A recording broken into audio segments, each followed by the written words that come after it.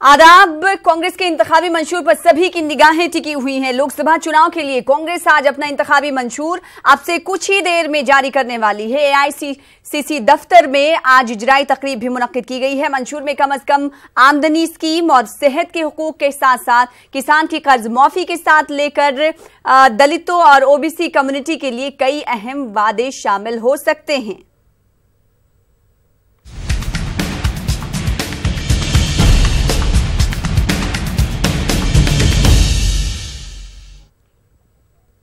तो इंतखाबी मंशूर पर सभी की निगाहें टिकी हुई हैं। कांग्रेस की इंतखाबी मंशूर का इजरा अब से कुछ ही देर में होने वाला है। आपको बता दें कि सुबह से हमारी निगाहें टिकी हुई हैं कि लोकसभा इंतखाबात से कबल जो कांग्रेस अपना मंशूर जारी करने वाली है, आखिर इस मंशूर में क्या कुछ वादे किए जाएंगे आवाम से, क्योंकि मैनिफेस्टो जारी करने से पहले पार्टी के ऊपर काफी दबाव होता है। किस तरीके से पूरे 5 साल अगर हुकूमत बनती है तो कामकाज होगा, उसका पूरा जिक्र इस मैनिफेस्टो में होता है। ऐसे में अब देखना यह होगा कि अब से कुछ ही देर में जो इंतखाबी मंशूर कांग्रेस की जानिब से जारी किया जाएगा उनमें किन किन बातों को ध्यान में रखा जाएगा और कौन कौन से ऐसे मुद्दे हैं जिस पर काम करने के लिए कांग्रेस कटिबद्ध होगी। हमारे साथ हमारे नुमाइंदे अशरफ काजमी दिल्ली से जुड़ चुके हैं, इंतखाबी मंशूर के ताल्लुक से अपडेट हमें फराहम करेंगे। अशरफ काजमी, बताइएगा कि अब से कुछ ही देर में कहा जा रहा है कि कांग्रेस अपना इंतखाबी मंशूर जारी कर सकती है, आखिर कितना वक्त लग सकता है, सबसे पहले ये बताएं।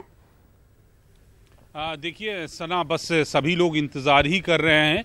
कांग्रेस ऑफिस में आज हैं राहुल गांधी आए, सोनिया गांधी आए, मनमोहन आए, तो बस उनके आने की देर है। जैसे ही वो लोग आ जाते हैं तो ये जो मैनिफेस्टो है उसको जारी कर दिया जाएगा। वैसे यहाँ पे जो दूसरे बड़े नेता हैं तकरीबन वो सभी आ चुके हैं। मुख्यमंत्री कमलनाथ का हो या अहमद पटेल हो या एक एंटनी हो, ये जितने बड़े नाम हैं वो तकरीबन यहाँ पहुँच चुके हैं। सिर्फ इंतज़ार राहुल गांधी का है, वो आ जाएँ, सोनिया गांधी आ जाएं तो ये कुछ ही मिनटों में या कहें कि अब से कुछ ही देर बाद ये मैनिफेस्टो जारी कर दिया जाएगा। जी तो अशरफ काज़मी हमारे साथ बने रहे। इस वक्त कांग्रेस लीडर हुसैन दलवाई साहब हमारे साथ जुड़ चुके हैं। बहुत शुक्रिया हुसैन दलवाई साहब हमारे साथ जुड़ने के लिए।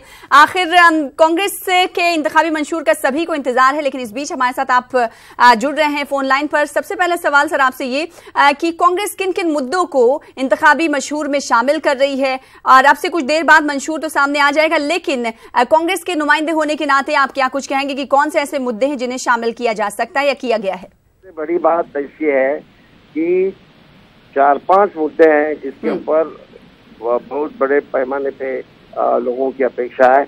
एक तो नियोजन आयोग, प्लानिंग कमीशन फिर से लाना और नीति आयोग बर्खास्त करना, ये सबसे बड़ी बात है। या प्लानिंग कमीशन के सिवा ये देश चलाना, इसका मतलब पूरा हो इसके फाइनेंस मिनिस्टर को पूरे अधिकार देना, ये बिल्कुल गलत था। ये एक तरह से प्लानिंग कमीशन एनालिसिस वगैरह करके कितना किसको चाहिए, कौन से सुबह को कितना देना, ये सोच विचार बहुत अच्छी तरह से हो रहा था, वो खत्म करने की बात हो गई थी। वो फिर ये अपना प्लानिंग कमीशन लाने की बात हो गई है। फिर न्यूनतम आयोग योजना मेरे ख्याल से सबसे बड़ी बात है।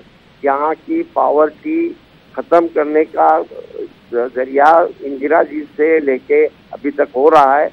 वो सोनिया जी के इसमें यूपीए के ज़माने में नरेगा आके उसमें कुछ बढ़ोतरी हो गई, कुछ हद तक बड़े पैमाने पे ये पॉवर्टी लाइन के नीचे के लोगों की संख्या भी कम हो गई।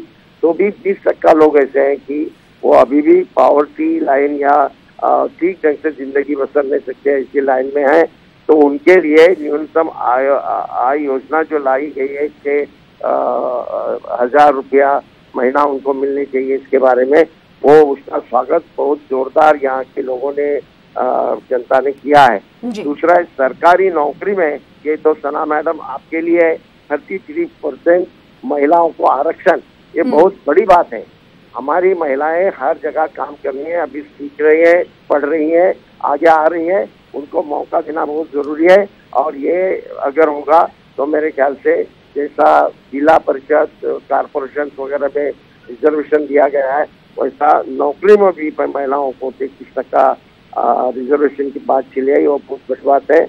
फिर जीएसटी के बारे में जो गड़बड़ी हो गई है उसमें असली जीएसटी लाने की कोशिश है और एक ही स्लैब रहेगा, और जिसकी वजह से जो गड़बड़ी है लोगों को समझता नहीं, ये खत्म हो जाएगा।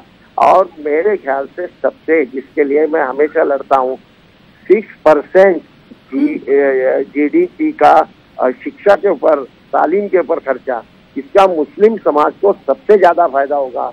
कि तालीम में हमारे बच्चे अभी भी पीछे हैं, उनको आगे लाने के लिए सबसे बड़ी बात तालीम है। और तालीम के बारे में मैं हमेशा राज्यसभा में बोलता रहा, कम से कम 6% होना चाहिए। तो ये किया गया है, ये मैनिफेस्टो में दिया गया है, ये बहुत बड़ी बात है।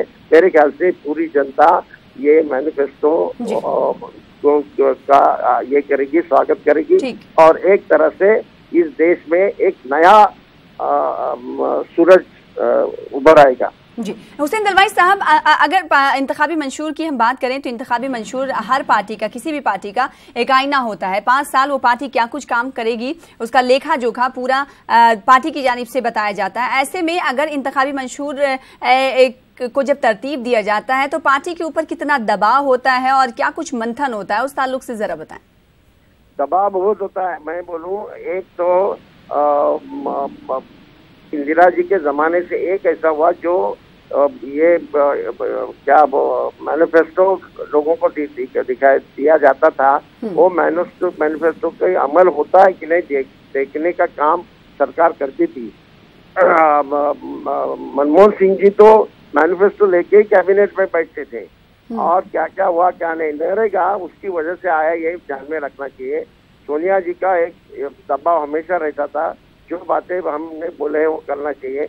अभी जो सरकार अभी की है, उन्होंने मैनिफेस्टो में बहुत सारी बातें बताई, एक भी बात पूरी करने का काम उन्होंने किया नहीं। उनको ये मैनिफेस्टो ने जुमले हैं ऐसा उनका भी कहना था। गडकरी साहब बोले थे मैनिफेस्टो ये जुमले जो ये देते हैं, लोगों को वादे देते हैं, वो क्या पूरे करने के लिए नहीं होते, वो एक जुमला ही होता है। इस तरह की मजाक की गई, ये मजाक कांग्रेस पार्टी ने कभी नहीं किया। We are very much committed to our manifesto.